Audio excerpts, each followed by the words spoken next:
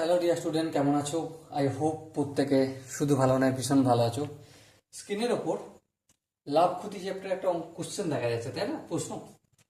এই প্রশ্নটা আমরা প্রথমে ভালো করে মন দিয়ে পড়বো, বুঝবো, তারপর চ্যানেলটা সাবস্ক্রাইব করে অঙ্কটা করতে থাকবো। ওকে, তা চলো সময় নষ্ট না করে আমরা অঙ্কটা পড়ে নিই। প্রথমে একজন ছাত্র কিছু পেন্সিল 4 টাকায় 3টি করে কিনেছে। ক টাকায় কটি করে কিনেছে? 4 টাকায় 3টে, মানে তিনটে তিনটে করে পেন্সিল ক্রয়ের মূল্য কত? পেন্সিলের ক্রয় মূল্য কত? 4 টাকা। মানে কিছু পেন্সিল কিনেছে। কটা পেন্সিল কিনেছে আমরা জানি না? জানি না। শুধু একটা একটা কথা জানি, কি প্রতি 3টে পেন্সিলের দাম হবে 4 টাকা। ঠিক আছে, তারপর কি বলেছে দেখো,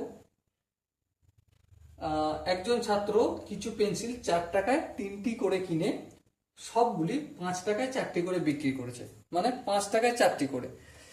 তাহলে 4টি করে পেন্সিলের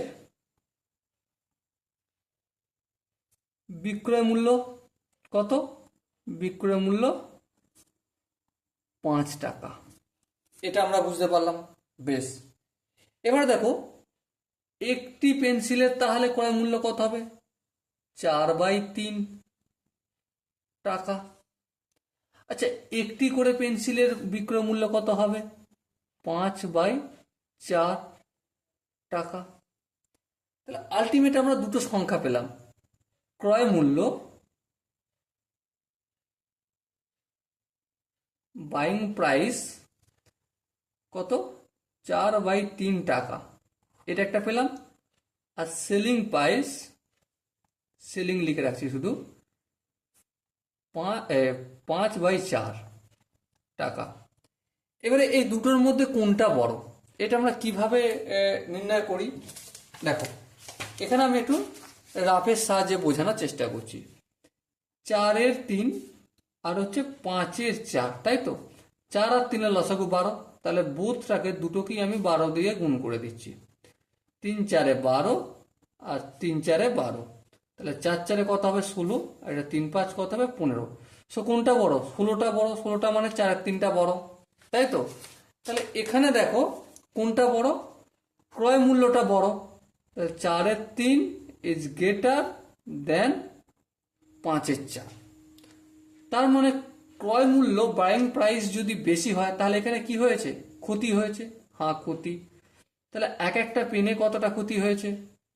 এক একটা পেনে ক্ষতি 4/3 - 5/4, তাই তো? ক্রয় মূল্য থেকে বিক্রয় মূল্য বিয়োগ করে দিলেই পেয়ে যাবো কতটা ক্ষতি হচ্ছে। আর লাভ হলে বিক্রয় মূল্য থেকে ক্রয় মূল্য বিয়োগ করতাম, ঠিক কি না? হ্যাঁ, ঠিক। তাহলে 3 আর 4 লসাগু 12। 12কে প্রথম 3 দিয়ে ভাগ করব, ভাগ করলে 4 হবে। 4কে 4 দিয়ে গুণ করলে 16 হবে, মাইনাস চিহ্ন। 12কে 4 দিয়ে ভাগ করলে 3 হবে, 3কে 5 দিয়ে গুণ করলে 15 হবে। সো আলটিমেট কি পেলাম? 1/12 টাকা। এক একটা পেনের জন্য ক্ষতি হয়েছে কি? 1/12 টাকা। বেশ, এবারে শতকরা ক্ষতি কতটা? শতকরা ক্ষতি, শতকরা ক্ষতির সময় কি লিখি? উপরে লবটা কি হয়? যতটা ক্ষতি হচ্ছে, এটা কি 1/12। ক্ষতির কার মধ্যে? ক্রয় মূল্যের ওপর বেশ করে ক্ষতিটা হচ্ছে, সেজন্য নিচে ক্রয় মূল্য লিখলাম। ক্রয় মূল্য কি? 4/3 ছিল একটা পেন্সিলে, তাই না? এটা হলো ভগ্নাংশে। এবার শতকরা করতে গেলে ইন্টু 100%। আর আরো ভালো করে জানতে গেলে আমি একটা শতকরা চ্যাপ্টার ইন্ট্রোডাকশন ভিডিও আছে, ওটা দেখলে আরো ডিটেলসে ক্লিয়ার হয়ে যাবে যে ভগ্নাংশ থেকে শতকরায় কি করে যেতে হয়। ওকে, সো দেখো এখানে 1/12টা লিখলাম। হ্যাঁ, এটা ভাগ চিহ্ন গুণ চিহ্ন করলাম, ভুল করলাম। হ্যাঁ, ভুল করেছি, ঠিক করতে হবে। এটা 4/3 আছে, এই 3/4 করলাম, তারপর ইন্টু 100 আর এই পার্সেন্টেজ। ওকে, নো প্রবলেম। এবার দেখো 3×1 3, 3×4 12, 4×1 4, 4×25 100, সো আলটিমেট কি পেলাম 25/4%। আর 25/4% মানে কি, এটাকে 4×24 হবে, 4×2=8, 5×2=10, 6.25% ক্ষতি। সো মাই ডিয়ার ওয়াটসন, এখানে যে চারটে অপশন আছে, অপশন ডি দেখো 6.25% ক্ষতি আছে, তাই না? সো ওটাই হবে আমাদের সঠিক অপশন। আই হোপ এই অঙ্কটা বুঝতে বা এই প্রশ্নটার সমাধান বুঝতে কোনো প্রবলেম হয়নি। এরপরও তোমাদের যদি কোনো স্টেপ বা কোনো জায়গা মনে হয় যে আমি একটু স্পিডে করে চলে গেছি, তাহলে কমেন্টে জানিও। ওকে, চলো দেখা হচ্ছে পরের সেশনে। ততক্ষণ পর্যন্ত ভালো থেকো, সুস্থ থেকো এবং জয় হিন্দ।